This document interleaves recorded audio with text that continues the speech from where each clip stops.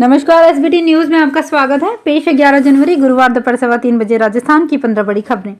इस news bulletin के प्रायोजक है विनी केक एंड मोर।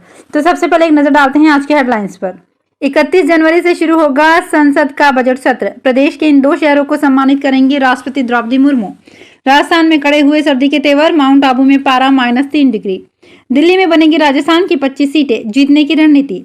परिवहन विभाग को स्मार्ट कार्ड उपलब्ध कराने वाली कंपनी में विवाद, प्रदेश भर में आरसी व लाइसेंस प्रिंटिंग का काम अटका।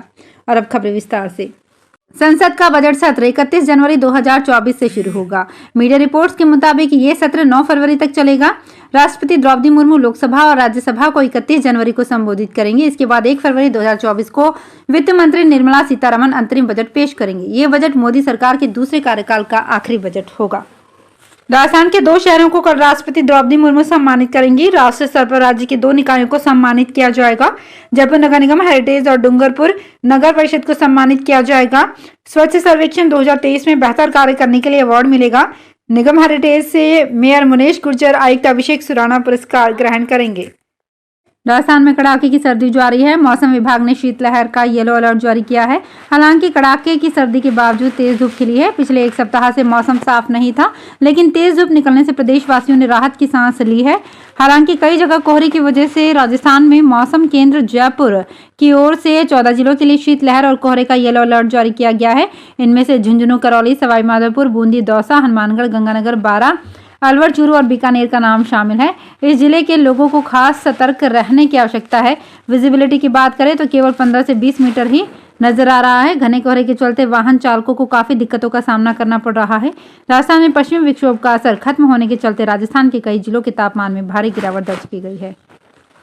करणपुर विधानसभा चुनाव की जीत से उत्साहित कांग्रेस अब राजस्थान में लोकसभा चुनाव की तैयारी में जुट गई है। प्रदेश के सभी 25 लोकसभा सीटों पर हाल ही में लगाए गए पर्यवेक्षकों की 12 जनवरी को दिल्ली में बैठक भी बुलाई गई है। इस बैठक में लोकसभा चुनाव को लेकर रणनीति तैयार होगी। उसी के मुताबिक लोकसभा क्षेत्रों में समन्वयक काम करेंगे। अखिल भारतीय कांग्रेस कमेटी ने हाल ही में प्रदेशाध्यक्ष गोविंद सिंह डोटासरा की अध्यक्षता में प्रदेश चुनाव समिति का गठन किया है। इसमें पूर्व मुख्यमंत्री अशोक गहलोत और पूर्व उप मुख्यमंत्री सचिन पायलट सहित प्रदेश के सभी बड़े नेताओं को शामिल किया गया है। इसी तरह सभी 25 लोकसभा क्षेत्रों में समन्वयक नियुक्त किए जा चुके हैं। समन्वयकों की बैठक 12 जनवरी को दिल्ली में होने जा रही है। इस बैठक में समन्वयकों को पार्टी की चुनाव तैयारी की रणनीति के बारे में बताया जाएगा। राजस्थान परिवहन विभाग को स्मार्ट कार्ड उपलब्ध कराने वाली कंपनी को लंबे समय से भुगतान नहीं होने के कारण स्मार्ट कार्ड उपलब्ध कराना बंद कर दिया है। वहीं दूसरी ओर इस कंपनी के टेंडर की 31 दिसंबर को ही मियाद पूरी होने के कारण पिछले 10 दिन से प्रदेश भर के परिवहन कार्यालय में स्मार्ट कार्ड लाइसेंस और आरसी की प्रिंटिंग होना बंद हो गए थे। इस वजह से जयपुर आरटीओ में करीब 20,000 आरसी लाइसेंस की प्रिंटिंग अटक गई है। लोगों को अभी 31 दिसंबर तक की ही आरसी और लाइसेंस मिले हैं।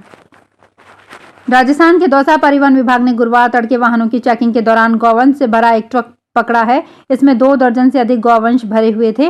ट्रक में मौजूद अधिकतर गौवंश घायल अवस्था में पाए गए। हालांकि इस दौरान अंधेरे का फायदा उठाते हुए ट्रक चालक और खलासी फरार हो गए। मामला सुबह करीब 4:30 बजे का है। फिलहाल परिवहन विभाग ने गौवंश से भरे ट्रक को कोतवाली पुलिस बुलाकर सुपुर्द किया।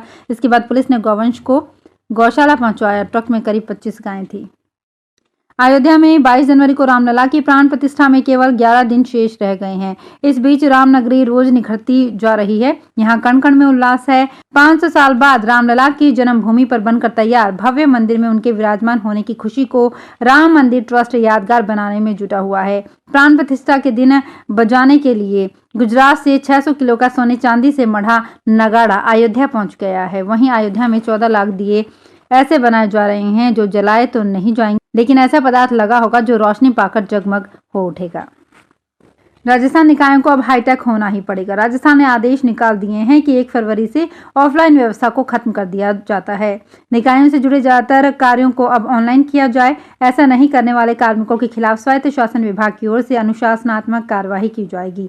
विभाग की ओर से जारी आदेशों के तहत 90 का प्रॉपर्टी आईडी, उप विभाजन, पुनर्गठन, लीज डीड पट्टा, lease money deposit, street vending licence के काम ऑनलाइन किए जाएंगे। इन सेवाओं का अनिवार्य रूप से ऑनलाइन माध्यम से आवेदन प्राप्त कर ऑनलाइन ही निस्तारण किया जाएगा। ऑफलाइन माध्यम से ऐसे प्रकरणों के निस्तारण की व्यवस्था को 1 फरवरी से समाप्त किया जाता है। राजस्थान के मुख्यमंत्री भजन लाल शर्मा 20 से 22 जनवरी के बीच भरतपुर आ सकते हैं। वो अपने पैतृक गांव अटारी जाएंगे। सीएम के संभावित दौरे को देखते हुए बुधवार को जिला कलेक्टर लोक बंधु सहित तमाम आला अफसर अटारी गांव में विकसित भारत संकल्प यात्रा अभियान के तहत पहुंचे।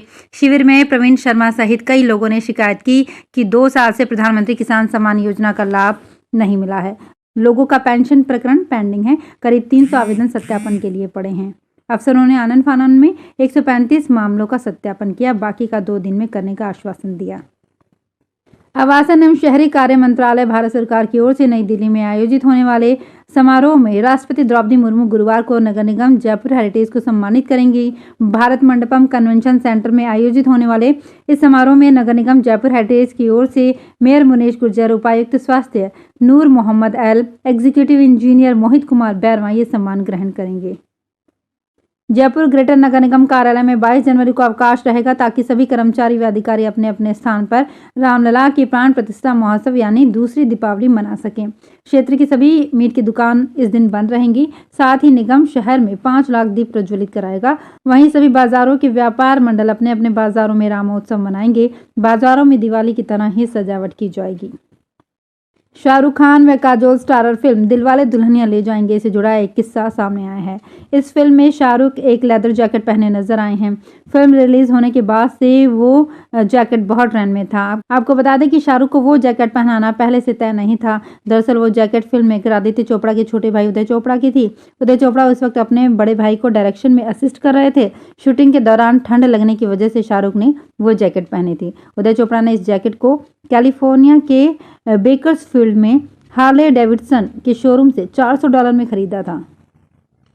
रांची में शुरू हो रहे महिला हॉकी ओलंपिक एशियन क्वालिफायर से पहले भारतीय महिला हॉकी टीम की वाइस कैप्टन वंदना कटारिया चोटिल हो गई हैं। वो टूर्नामेंट से बाहर हो गई हैं। उनकी जगह पर निक्की प्रधान को टीम की वाइस कैप्टन नियुक्त किया गया है, जबकि टीम में बलजीत कौर को शामिल किया गया है। ओलंपिक एशियन क्वालिफायर 13 से 19 जनवरी के बीच रांची में खेला जाना है। भारतीय टीम टूर्नामेंट के पहले दिन अमेरिका के खिलाफ मैच से अपने अभियान की शुरुआत करेगी। चोटिल होने के कारण वंदना को टूर्नामेंट से बाहर होना पड़ा।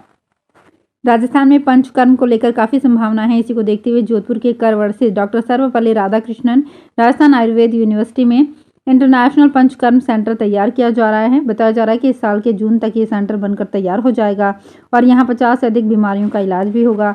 मेडिकल टूरिज्म को बढ़ावा देने के लिए यहाँ लग्जरी 100 झोपड़ियाँ तैयार की गई हैं, जिनमें मरीजों का रुकने की व्यवस्था रहेगी। टोंक में 3 दिवसीय विकसित भारत मल्टीमीडिया प्रदर्शनी का बुधवार को शुभारंभ हुआ।